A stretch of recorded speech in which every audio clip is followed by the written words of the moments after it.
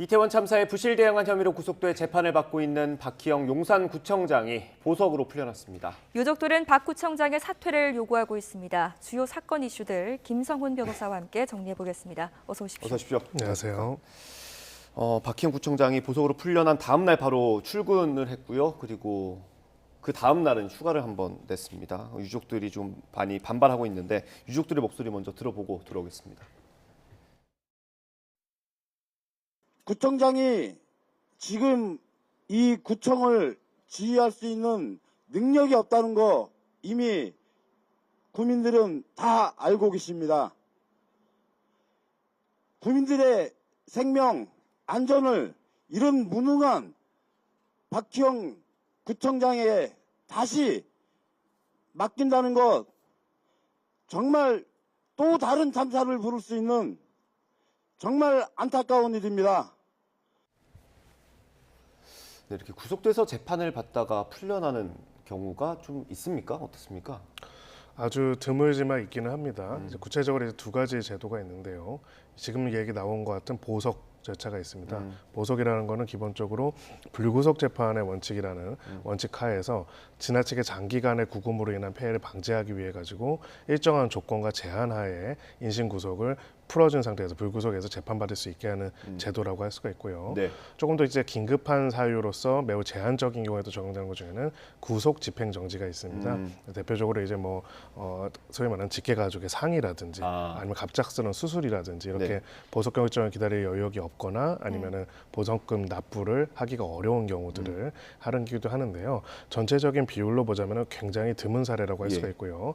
실제로 보석을 신청하는 경우도 전체 사건에서 15% 이하이고 15% 중에서도 실제로 인용이 되는 경우도 매우 드물다 이렇게 볼 수가 있습니다. 저희가 그래픽으로 보여드리고 있는데 박희영 구청장 같은 경우는 전체적인 취지는 어쨌든 건강이 안 좋다는 거예요. 이 정도로 인용이 되는 경우들도 있습니까? 단순한 건강상 이유만으로는 인용이 잘 되지는 않습니다. 기본적으로는 이제 저런 부분들에 대해서는 구속영장이 발부됐을 때 이미 이야기가 나왔을 거고요. 일단은 우리가 보석을 얘기하기 전에 구속을 먼저 얘기할 필요가 있습니다. 네. 왜냐하면 구속 상태에서 재판을 받는 피고인이기 때문에 보석 신청을 하는 거기 때문이죠. 구속의 사유를 보면은요, 구속의 상당성과 필요성이 있습니다.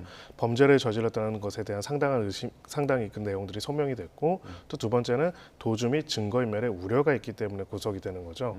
그렇다면은 기본적으로 그런 이유가 있다라면 지금 그 이유가 해제가 되지 않는다면은 보석을 하는 것들이 일반적으로 받아들이지 않을 겁니다. 그렇기 때문에 나름의 도주 및 증거인멸의 우려가 있다라고 해서 영장이 발부가 됐는데 조금 건강 상태가 안 좋아졌다만으로 보석이 받아들여지는 않는데요. 그래서 저거를 이제 일부 이렇게 표현하죠. 병보석이라고 하죠. 이제 수감 생활을 견디기가 굉장히 어려운 건강적 상태가 있다.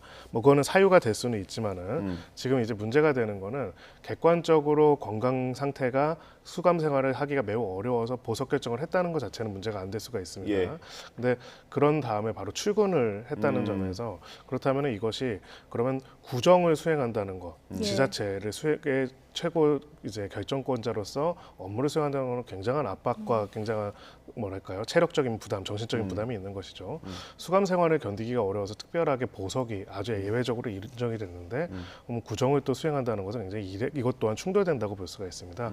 그렇기 때문에 과연 법원의 판단이 적정했던 것인가에 대한 의문이 제기가 되는 것이죠. 변호사님께서는 법원이 어떤 것 때문에 그렇게 판단했다고 보십니까? 네, 사실 제가 그 피고인의 어떤 건강 상태에 대해서는 객관적으로 알 수가 없기 때문에 그 부분에 대해서는 한계가 있겠지만은요. 적어도 하나는 분명을 해야 합니다. 적어도 객관적으로 의료적으로 수감 생활에 더 이상 이어지지 못할 만큼의 상당한 위험성이 있다는 것이 인정이 됐어야만 원래는 결정을 하는 게 맞고요. 만약에 근데 이런 게 아님에도 불구하고 보석이 인정됐다면 또 한 가지는 좀 오히려 상충되는 얘기지만은 이제 소위 말하는 별도의 선거를 통해 가지고 업무를 수행하게 된 지자체장의 직무 중이라는 점을 고려한 부분들도 있을 수도 있을 것 같습니다. 즉 소위 말하는 구금을 하면은 이제 더 이상 직무를 수행하지 못하고 원래는 권한 대행 체제로 운영이 되거든요. 그럼 그 부분에 있어 가지고는 나름의 사법부로서는 그런 부분에 대한 권한을 사법부의 구속에 대한 결정에 따라 가지고 결정하는 부분에 부담감을 느꼈을 가능성, 그것도 배제할 수는 없다 보입니다. 이제 국민들의 어떤 그 투표권을 좀 보장해주는 그런 차원일 수도 있겠다라고. 그런 민주적인 절차를 거쳐서 선출된 직무집행 권한을 이제 어떻게 보면은 판단하는 데 있어가지고 여기서도 고려했을 수가 있는데 여기서 다른 모순이 발생하게 되는 거죠. 수감 생활을 견디기 어려울 만큼의 건강상 이유가 있다고 했는데 네. 뭐 직무를 수행할 수 있도록 풀어준다는 거는 네. 사실은 직무와 수감 생활 중에서 어떤 걸로 비교하면 직무가 훨씬 더 무거운 것이라고 할 수가 있는데 네. 그 자체에서 약간은 모순되고 납득되기 어려운 결론이 됐다 이렇게 볼 수도 있습니다. 그 보통 이제 보석을 허가할 때 재판부가 어떤 제한 사항들을 몇 개 두지 않습니까? 혹시 그러면 풀어는 주는데 공직은 맞지 마라 이렇게 좀 제한할 수도 있습니까? 지금 같은 경우가 좀 모순이 생기니까 그런 걸 제한할 수 있는지 궁금한데. 지금으로서는 그거는 좀 어려울 것으로 보입니다. 일단은 그런 결정은 없었고요. 또 기본적으로 관련된 법령상 이제 구금 상태가 아닌 이상 직무를 수행할 수가 있기 때문에 직무 자체가 보석 중이라고 해가지고 금지가 되거나 그거를 제한할 수는 없을 것 같고요. 만약에 이제 직무 권한 자체를 제한하려면은 그 직무 권한의 제한에 대한 별도의 입법적 근거가 있는 상태에서 그 법에 근거해가지고 그런 결정을 내릴 수 있어야 할 겁니다. 네. 이 법원이 보석해주는 조건으로 내걸었던 게요. 서약서 제출, 그리고 주거지 제한, 보증금 납입 이렇게 있었습니다.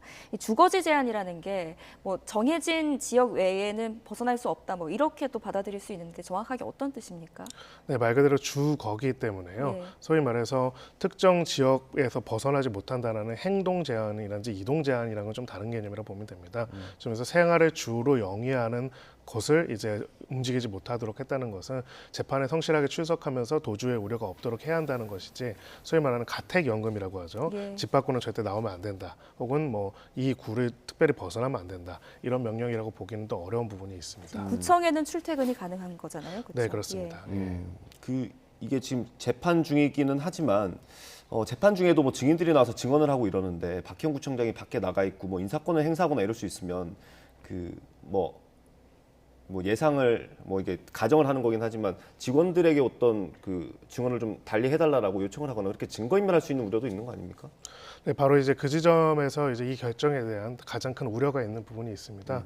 결국은 보석 결정과 앞에 있었던 구속 결정은 각각의 이유를 달리합니다. 네. 하지만 하나의 중요한 판단에 만나는 부분이 있는데요. 소위 말해서 구속 상태와 불구속 상태에 있어가지고 어떤 상태로 재판을 받도록 할 것인가. 또 본질적으로는 그렇다면은 도주 및 증거인멸의 우려가 있는지가 가장 핵심이라고 볼 수가 있습니다. 네. 뭐 도주의 우려는 별로 없겠지만은 증거인멸의 우려에 대해서는 적어도 구속영장을 발부했던 법원으로서는 상당히 그러한 부분들이 소명됐다고 본 것인데 그 부분에 있어가지고 일반적인 피의자가 아니라 소위 말하는 구정 전체를 책임자로서 그럴 가능성과 여지가 더 높다라고 볼 수 있는 부분도 있을 겁니다. 예, 그렇기 때문에 이런 부분에 있어가지고 사실 아직 재판이 진행 중인 상태이기 때문에 네. 이런 상황에서 소위 말하는 중요한 증거들이 삭제가 되거나 특히 이제 지금 이 내용들 보면 주요 혐의점들을 보면은 어떻게 지시를 했고 어떻게 뭐 소위 말하는 조작을 요청을 했고 이런 것들에 대한 이야기가 나오고 있지 않습니까? 근데 그런 부분에 대한 것들을 객관적으로 확인하기 위해서는 각각의 소위 말하는 직원들이 소위 증인으로 나와가지고 증언을 해야 할 겁니다.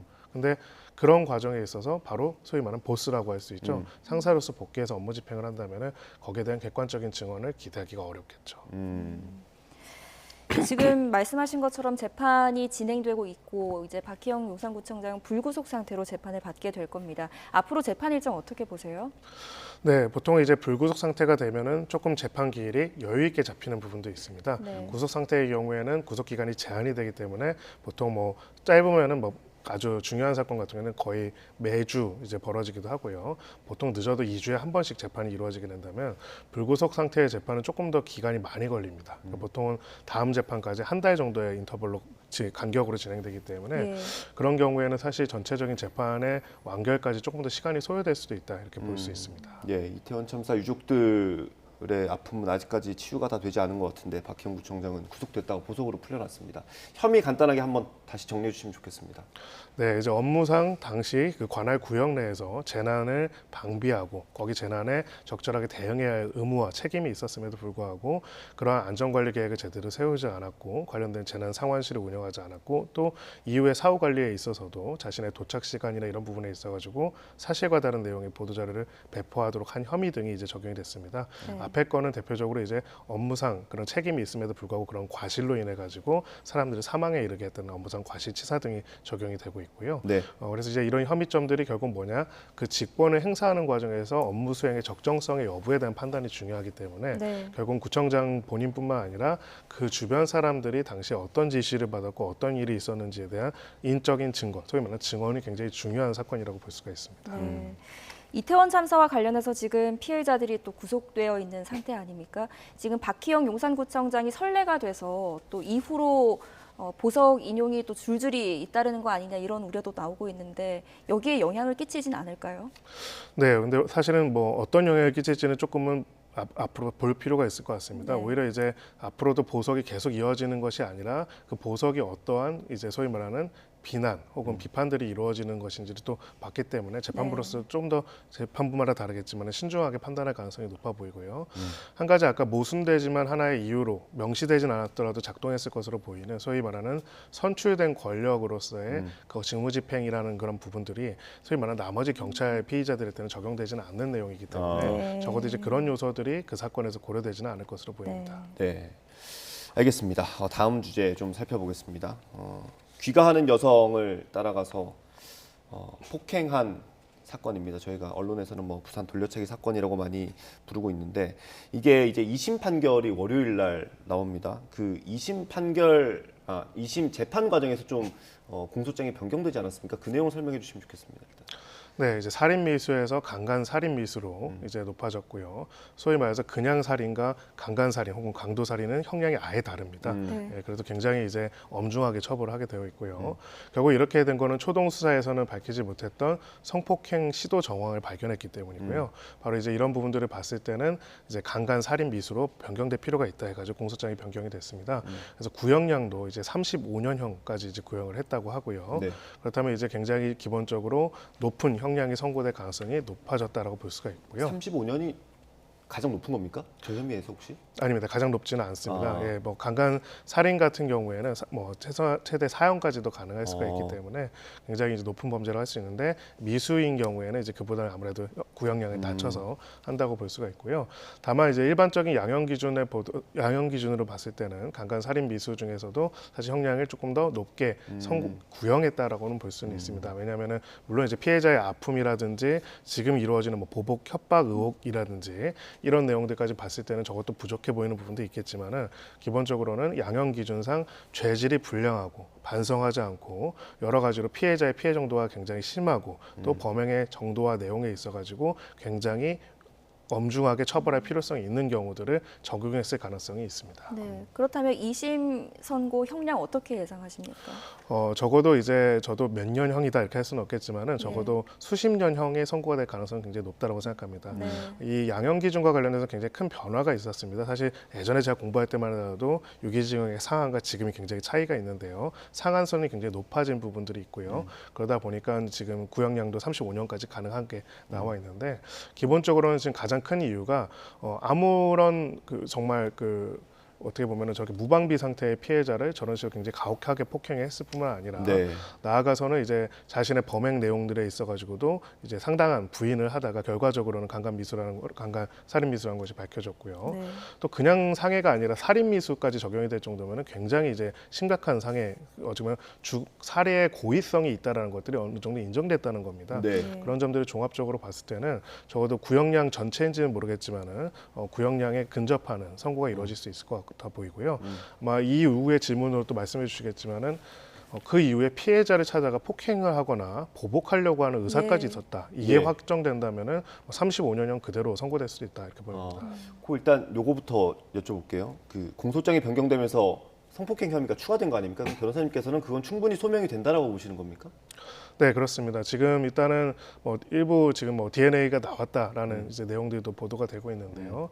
기본적으로는 저 영상으로는 확인되지 않더라도 나머지 지금 나와 있는 보도에서 나와 있는 그런 증거들만으로도 충분히 이제 관련된 내용들이 소명이 될 수 있다고 볼 수가 있습니다. 지금 저 가해자의 신상이 또 한 유튜버에 의해서 공개가 되지 않았습니까? 지금 뭐 사적 제재 논란도 일어나기는 하는데 여론은 사실 또 속 시원하다, 또 용기를 내줘서 고맙다 이런 여론이 대부분이거든요. 뭐 여기에 대해서 좀 그 사안에 대해서는 어떻게 보셨어요? 네, 기본적으로는 이제 뭐 저 영상을 보는 것만 해도 이제 고통스럽지 않습니까? 네. 굉장히 이제 저런 사람에 대해서 또 소위 말하는 형사적 처벌뿐만 아니라 사회적인 처벌도 필요하다라는 목소리가 당연히 있을 수 있고요. 그런 부분에 있어가지고는 도대체 어떤 사람인지, 그리고 이런 경우에 앞으로도 이런 사람들이 우리 사회에 발붙이게 더 이렇게 사회적 처벌을 가야겠다라는 그런 마음, 네. 그런 생각들에 대해 가지고는 많은 사람들이 공감을 할 겁니다. 다만 이제 사적 제재와 이제 사적 제재가 아닌 법적인 제재 이 두 가지 선에서 사실 우리는 헌법적인 결단을 했다고 볼 수가 있습니다. 사적 제재의 경우에 정말로 나쁜 범인들을 처벌하거나 응징하는 걸로 사용될 수 있지만 반대로 또 억울한 피해자를 양상할 가능성도 있고 네. 결국은 어떤 사람이 진짜로 어떤 범죄를 저질렀는지를 최종적으로 확정하기 위해서 공개된 재판에서 충분한 방어권이 보장된 상태에서 숙고를 거쳐서 하고 그것이 확정되었을 경우에만 그 사람이 유죄로서 판단할 수 있도록 하는 것이 어찌 보면 법률이 아니라 저희 국가가 가지고 있는 헌법적 결단이거든요. 그런 부분에 있어가지고 이런 것들이 이제 하나의 또 한 사례가 아니라 어찌 보면 유행처럼 될 수도 있습니다. 그렇게 된다면은 피해를 본 사람들마다 이 사람이 나에게 이런 행동을 했다, 이런 행동을 했다고 올리기 시작하게 된다면은 네. 그 내용들이 사실은 검증하기가 어려워질 수가 있고요. 네. 그 과정에서 사실은 또 다른 문제를 야기할 수도 있겠죠. 그래서 개별적 사안에 있어서의 정당성에 대한 어떤 의지와 판단, 도덕적 판단과는 별개로 이제 구조적인 면에 있어가지고는 오히려 이렇게 사적으로 이거를 공개한다라는 얘기까지 있을 정도로 이런 이슈가 있다면은 현재 우리가 가지고 있는 범죄자의 신원 공개 제도를 어떻게 바꿀 수 있는지, 네. 특히나 이런 부분들이 2차 소위 말해서 2차적으로 보복 등으로 이루어질 가능성이 있거나 또 그런 우려가 있을 때 그걸 차단할 수 있는 그런 제도적인 것도 어떻게 만들 수 있는지 좀 이쪽으로 방향이 나아가는 게 어떨까 하는 생각이 듭니다. 예. 만약에 성범죄 혐의가 인정이 되면 우리 법 테두리 안에서 저 피고인의 신상을 공개할 수 있는 기회가 남아 있는 거 아닙니까? 그렇습니다. 이제 형이 확정이 되게 된다면은 거기에 따라서 소위 말하는 신상 공개 명령이 떨어지게 되죠. 그래서 관련된 신상이 공개가 되고 혹시 출소를 하더라도 출소 이후에 관련된 내용들도 확인이 될 수가 있습니다. 그런데 정유정 같은 경우에 또래를 살인한 혐의로 정유정 같은 경우에는 재판을 받기 전에 신상이 공개되지 않았습니까? 그렇습니다. 네. 예, 그래서 기본적으로는 이렇게 그 관련된 법률상 네. 이제 소위 아주 중대한 범죄를 저질렀고 잔혹한 이제 방법으로 저질렀고 국민의 알 권리 및 추가적인 범행을 예방하기 위한 차원에서 신상이 공개될 수 있는 요건이 있고요. 그런 신상 공개 절차가 있기는 합니다. 근데 보통 이제 이거는 수사 과정에서 이런 절차들이 거쳐서 공개가 되고요. 재판이 진행 중에 관련된 신상이 공개되는 경우는 아직까지는 거의 없었습니다. 네. 네. 주제 넘어가기 전에 하나만 더 여쭤보고 넘어가겠습니다. 그 아까 말씀하셨던 이 보복 논란 있지 않습니까? 이게 어떤 형법상의 그 입건이 되거나 수사가 되지 않는다고 하더라도 이런 사실만 확인이 되면 재판부가 판단 내리는데 좀 영향을 미칩니까? 아주 중요한 영향을 미칠 겁니다. 예, 굉장히 중요한 영향을 미친다고 보시면 되고요. 결국은 이제 재판이라는 것도 우리가 보도로 보는 것과 글로 보는 것과 실제로 법정에서 보는 건 굉장히 다릅니다. 법정에 가면 사람이 있거든요. 어떻게든요. 근데 그 사람이 어떤 태도를 보이고 실제로 그것이 얼마나 진정성이 있는 것이며 그렇지 않은가는 사실 양형 결정에 있어서 생각보다 굉장히 중요한 요소가 됩니다. 근데 반성을 안 하고 있다. 뿐만이 아니라 심지어는 피해자를 찾아가 보복하겠다라는 것이 객관적으로 상당성 있는 내용으로 인정이 된다고 한다면은 그런 사람 같은 경우에는 훨씬 더 장기간 어찌 보면 좀 가능하다면 연구에 격리하는 것이 필요할 수가 있겠죠. 그렇기 때문에 재판부로서는 그런 진술이 얼마나 신빙성 있는지를 파악해가지고 그것을 양형에 크게 판단할 가능성이 매우 높습니다. 죄송합니다. 하나만 더 여쭤볼게요. 네. 이게 검찰이 이제 구형을 한 다음에 보복하겠다는 논란이 불거진 걸로 알고 있는데 그러면 판사가 그걸 확인을 하려면 피고인에게 물어야 할 거 아닙니까? 그러면 판결이 좀 늦춰질 수도 있을까요? 그럴 가능성도 배제할 수는 없습니다. 관련돼서 이제 검찰에서 그렇다면은 소위 말해서 이제 선고기일을 연기 신청을 하면서 이 부분에 대해서 추가적인 입증을 하겠다라고 할 경우에는 예를 들어서 그런 증언을 한 사람이 있다면은 그런 사람들 출석시켜가지고 관련된 내용들을 신문을 하고 그러면 이제 그 부분을 확인해가지고 뭐 더 나아가서는 이제 구형량을 다시 더 높여서 할 수도 있겠죠. 그래서 아마 그럴 수도 있긴 한데 지금 기본적으로는 검찰 입장에서는 이 사람의 태도가 충분히 중형을 선고할 만큼의 있다라는 내용 내용들을 어느 정도는 다 증명을 했다라고 보고 있는 것으로 보입니다. 저도 하나만 더 여쭤보겠습니다. 그 피해자가 보복범죄를 두려워하고 지금 어떤 조치를 원하고 있는데 법무부에서 지금 조치를 하겠다라고 입장을 냈단 말이죠. 어떤 조치를 지금 법무부가 취하겠다고 얘기를 했고 또 그게 얼마나 실효성이 있는지도 좀 궁금합니다. 네, 아까 뭐 피해자의 인터뷰에 따르면은 이 사람이 출소를 해가지고 이제 보복을 할 수도 있다라고 네. 이야기를 했다, 협박을 했다라고 하고 무엇보다도 이제 집 주소지까지 다 알고 있다, 아주 최근의 주소지까지 알고 있다는 얘기를 했다라고 합니다. 네. 사실 이런 내용들을 봤을 때는 피해자가 느끼는 불안감은 상당할 수밖에 없겠죠. 물론 이제 탈옥을 해서라는 이제 전제가 이제 굉장히 어렵다라고 법무부는 밝히긴 하겠지만은 직간접적인 서신 등의 방법으로라도 피해자한테 협박을 전할 가능성을 배제할 수가 없습니다. 네. 물론 이제 이렇게 별도로 협박을 했을 경우에는 특가법상 보복, 협박으로 별도로 처벌이 또 됩니다. 편지만 보내는 것도 그렇게 되는 거죠? 당연합니다. 네, 그리고 제3자한테 얘기하더라도 그 제3자가 전달하는 거를 인지하고 알고 있는 상태에서 그런 협박을 했다면 그것 또한 또 별도로 보복 협박이 되는 거기 때문에 아예 이거는 별도의 범죄가 되는 건 맞지만은 예. 저희가 이제 고민해야 하는 것들은 아무리 그것이 그냥 협박이고 탈옥을 하는 게 굉장히 어렵고 실제로 출소가 만약에 저 구형량처럼 선고가 돼서 수십 년이 남았다고 하더라도 사실 피해자 입장에서는 엄청난 트라우마가 아니겠습니까? 그렇죠. 예, 그 예. 트라우마가 있는데 그런 보복에 대한 위해성에 대한 우려까지 느끼는 거는 국가가 할 역할을 제대로 못하는 것이라고 생각합니다. 지금 법무부에서는 기본적으로는 이 서신에 대한 특별 검열이라든지 몇 가지 조치들을 취하고 형이 확정될 경우에는 기결수로서 최대한 멀리 있는 곳으로 또 소위 말하는 이감을 하도록 하겠다라고 하고 있는데 저희가 고민할 부분은 사실 이 사건만 그런가 이걸 꼭 보실 필요가 있어요. 네. 학교 폭력부터 성범죄까지 수많은 이제 폭력과 폭행과 이런 범죄에 있어가지고 네. 아직까지는 우리나라가 피해자에 대한 절대적인 보호에서 굉장히 미흡한 부분이 많다라고 생각합니다. 가장 대표적인 게 주소에 관한 부분이죠. 네. 민사소송을 할 때는 당사자 확정을 위해 가지고 원고가 자신의 주소를 정확하게 기재를 해야 합니다. 네. 그리고 이거는 피고한테도 그대로 송달이 되고요. 이거를 그래서 이런 피해자들을 보호하기 위해서 이거를 가릴 수 있는 것들을 만들자는 법안이 발의가 됐었어요. 네. 흥미로운 거는 법안이 통과가 못됐습니다. 네, 그래서 지금까지도 아직도 여전히 이런 노출의 우려가 있고 아마 네. 지금 그 구치소 같이 감방에 있는 사람이 이야기한 것이 맞다면은 그런 이제 소위 말하는 민사소송 과정에서 관련된 정보를 취득했을 가능성이 높습니다. 네. 네, 그래서 그런 구조적인 것부터 우선 빠르게 해결할 필요가 있다 이렇게 생각합니다. 예. 궁금한 게 더 많은데 시간이 얼마 안 남아서 다음 주로 넘어가 보겠습니다. 네. 권도영 테라폼랩스 대표가 원래는 이제 그 몬테네그로 당국에서 재판을 받는 혐의가 이제 여권을 위조한 혐의였는데 지금 다른 걸로 또 수사를 받게 생겼어요. 이게 정치자금을 전달했다는 내용이 추가로 나왔는데 이게 본인이 내가 범죄를 저질렀다고 지금 자폭을 한 거 아니겠습니까? 어떤 네. 내용입니까? 지금 현직 몬테네그로 총리가 권도영으로부터 자필 편지를 받았는데 그 자필 편지의 내용이라는 것이 곧 있을 총선에서 차기 총리가 유력한 야당 정치인, 야당 대표가 자신으로부터 권도영으로부터 정치자금을 받았다라는 내용을 이제 공개했다라고 합니다. 예. 그래서 사실은 지금 남의 나라긴 하지만은요. 예. 기본적으로 몬테네그로의 정치파에서 엄청난 이제 논쟁이 벌어지고 예. 있는 상황인데요. 이것과 관련돼서 이제 이것이 일단은 사실인가? 그리고 두 번째로는 어찌 됐든 간에 권도영은 또 어떤 의도로 이런 거를 했는가?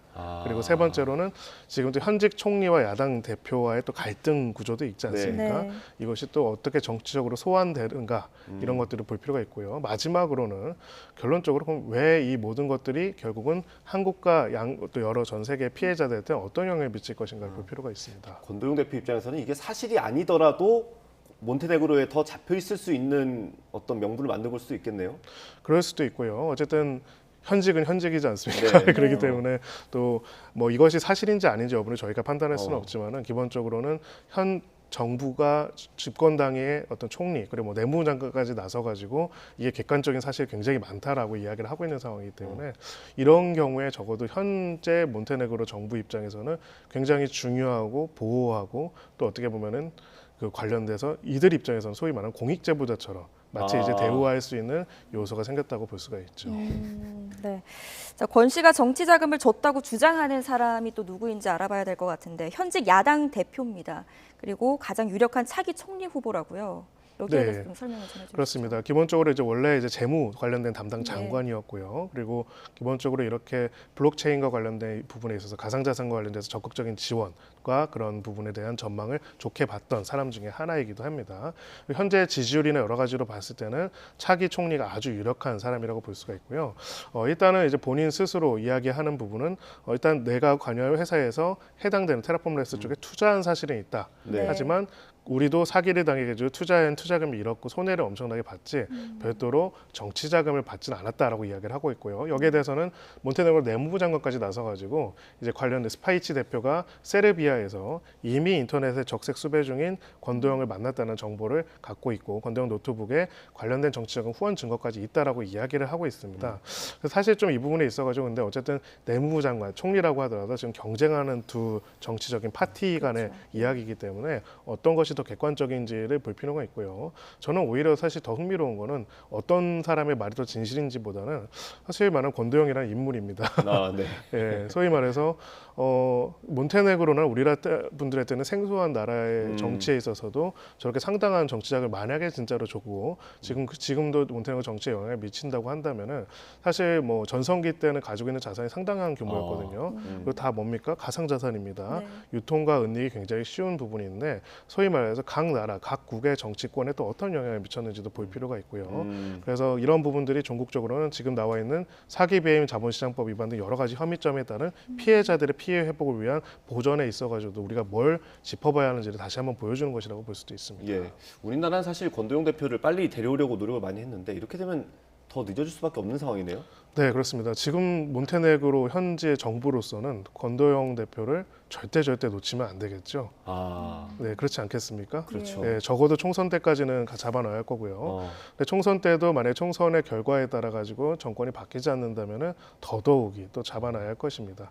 네, 그렇기 때문에 사실은 이런 부분에 있어 가지고 어찌 보면은 뭐 가상 자산에서도 굉장히 많은 일들을 했지만은 몬테네그로 정치 한복판에 뛰어든 부분에 있어 가지고 굉장히 의미가 있고요.